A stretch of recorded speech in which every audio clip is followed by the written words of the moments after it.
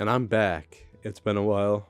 I had a vacation. I had a bunch of things going on with like senior activities because I'm graduating high school. All that jazz. So I'm finally back. I haven't had the time or energy really to do anything. So we're gonna have to grind out now where I get right down to doing a ton of these reviews. And we're starting off strong with Midnight Cowboy, which on my list now is ranked number 2.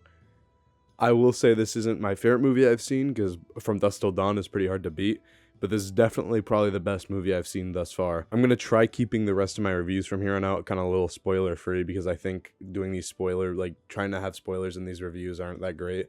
So instead, I'm going to kind of stick to like a more brief synopsis and go more broad with what I'm talking about instead of giving specifics because I kind of want people to watch these movies and like kind of enjoy them with me instead of just me saying stuff and then people have to stop watching because they don't want to have it spoiled. So I'm just going to do a spoiler-free review of this movie. All right, starting off, this movie is pretty much heavily carried by Dustin Hoffman's performance of Ratso Rizzo.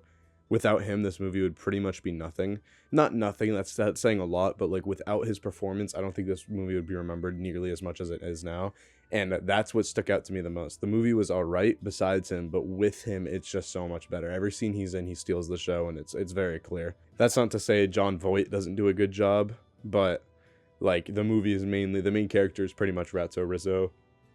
The Midnight Cowboy is kind of just a secondary to him. This movie is not very complicated. To give a brief synopsis, it's just a guy from Texas goes to New York City to kind of become like rich, like get money quickly. He's kind of like swindling old women and he's trying to become basically like a male escort.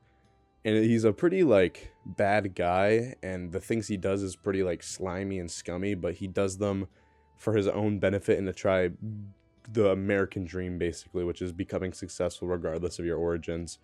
And it's overall like depressing to watch in a lot of ways, especially with Ratso Rizzo and his whole life. It's like you can't help but feel upset watching the events unfold in front of you. And I mean, in the end, it's not a very complicated theme. I mean, if you read Of Mice and Men in sophomore year of high school, you get the idea, the anti-American dream perspective of it, like that you can't really accomplish what you want if you put your mind to it. Things just happen that are bad, or bad luck can cause you just to fail on your journey, and achieving your dreams is kind of like a foreign concept in a lot of like American culture, and in this movie this is like the main thing. But it's also the dreams of these characters are really like bad, if that's to say something. Ratso Rizzo's dream is to start basically a hotel in Florida, where he basically scams a bunch of elderly people. And in his own dream, he gets kicked out and gets like caught and thrown to the curb. So that's kind of saying a lot. So in the end, this movie is definitely like kind of a depressing topic and it's pretty like upsetting, but I think it's done in a pretty good way. And of course, Dustin Hoffman's incredible in it. The I'm walking here, that's from this movie. When I first saw that scene, when he said that, I was like, wait, this has to be the first usage of it, because at this time period, they would not use that. And or if they were to use it, the saying would have just came out, so it would have been redundant and no good filmmakers would have said something like that in their script. So this had to be the first usage of it, and lo and behold, it was. Kind of a quick tidbit. I did this review before. This isn't my first time doing this review. It's just the first time. I was so scatterbrained and I could not pinpoint exactly what I liked about the movie, and I still am having trouble with it. It's kind of how Stranger Than Paradise was for me, where it was like there's a lot of charm to it and there's a lot to enjoy about the movie, and it's really hard to pinpoint exactly what makes it so spectacular. It's just kind of something you have to watch and understand, like experience. And for me, definitely the biggest part of it was Dustin Hoffman as Ratso Rizzo. I think when you watch the film, you'll see what I'm talking about when you see Ratso's performance, and you just understand kind of that like sadness that comes with the kind of the whole circumstance they've been put themselves in. My favorite scene has to be when Ratso Rizzo explaining what his dad did. And like, this isn't really a spoiler. He basically goes on a rant, not a rant, but he talks about how his father shined shoes until the day he died, basically, and couldn't even spell his own name.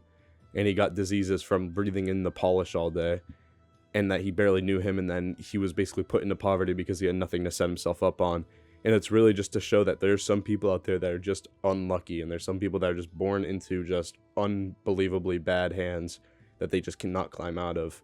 And he's considered a rat because he does all these scummy things to survive, but there's really nothing else he can do. Yeah, so my other review was like I like literally talked for like 20 minutes. The file was too big to upload because I haven't I send these onto my computer. I'm very bad with this. I don't have an actual camera. I use my phone, but the file was too big, and I realized it just was not worth trying to edit down. So I just decided to do this one a little more clear and concise. But it does not really fully capture my views on this film. This is something you just need to go and watch. I might come back and do like a full retrospective on it. I don't think I'll do that. That's gonna be a long video, but there's more stuff that I think is important. But this is definitely my second favorite film so far, and I think you should 100% go watch it so you can kind of understand where I'm coming from.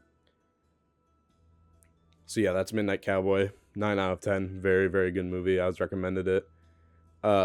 Yeah, go watch it. That's Midnight Cowboy. I'm gonna try to bang out a few more of these. And yeah, Fade 2, Feed the Idiot Box.